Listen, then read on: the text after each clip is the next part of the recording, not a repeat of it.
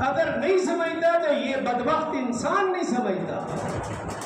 جس کو اللہ نے اشرف المخلوقات قرار دیا یہ انسان بدبخت ہے. قرآن اس کو کہہ رہا ہے انہ کان ظلوما جہولا، سب سے بڑا ظالم ہے اور سب سے بڑا جاہل. کہ اللہ نے اسے اشرف المخلوقات بنایا، عقل دی، سمجھ دی، سب کچھ دیا، لیکن پھر بھی یہ نہیں سمجھتا. یہ ایسا انسان ظالم اور جاہل ہے. پوری دنیا میں کوئی بھی امتی اپنے نبی کی وفات پر جشن نہیں مناتا، صرف یہ قوم ہے اپنے نبی کی وفات پر جشن مناتی ہے، عید مناتی ہے. نبی کی وفات پر دکھ ہوتا ہے 12 ربیع الاول کو. اسی شہادرہ میں نبی کی نام کے اوپر لڑکے اور لڑکیوں نے ڈانس کیا ہے، گانے بجائے ہیں، گانے لگائے گئے، گانے سنے گئے اسی شہادرہ کی دھرتی کے اوپر. آج انہی کے علماء انہیں روکتے ہیں لیکن وہ یہ سمجھنے کے لیے تیار نہیں. کیوں؟ انہی کے علماء نے جب انہیں ہاتھ دیا آج انہوں نے ٹانگیں کھینچ لی.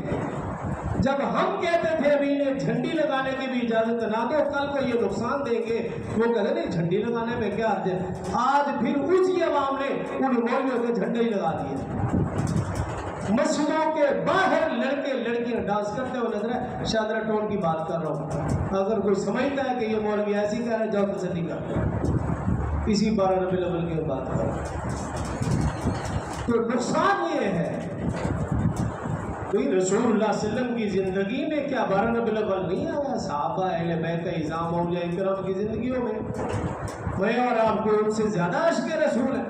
اور میں قسم کھا کر کہتا ہوں جو جھنڈیاں جھنڈے لگانے میں لگے رہے، آپ پوچھ رہے انہوں نے نماز نہیں پڑھی ہوگی. آپ پوچھ رہے جاتے وہ جھنڈی لگانا نماز سے زیادہ افضل سمجھتے اور نعرے لگاتے ہیں غلامی رسول میں موت بھی قبول ہے. اللہ کے بندے غلامی رسول میں نماز بھی قبول ہے، صرف موت نہیں. تیری یہ گندی جان نہیں چاہیے اللہ کو. جو جان اللہ کے آگے نہیں جھکتی اس جان کی اللہ کو ضرورت نہیں ہے. غلامی رسول میں نماز بھی قبول ہے، غلامی رسول میں درود پاک بھی قبول ہے، نمازی رسول میں ذکر و اذکار بھی قبول ہے، مسجد میں آنا بھی قبول ہے. یہ صرف نہیں کہ بازار میں جانا ہی قبول ہے. بازار اس کائنات کی سب سے گندی جگہ اللہ کو، اس کو آپ جتنا بھی سجائیں گے تب بھی وہ گندی رہے گی. یہ مساجد اللہ کو محبوب ہے، ان کو ہم سجائیں گے، اپنے آپ کو سجائیں گے تو اللہ اور اللہ کا رسول خوش ہوگا اور پھر دیکھیں خیر و برکت ہوگی.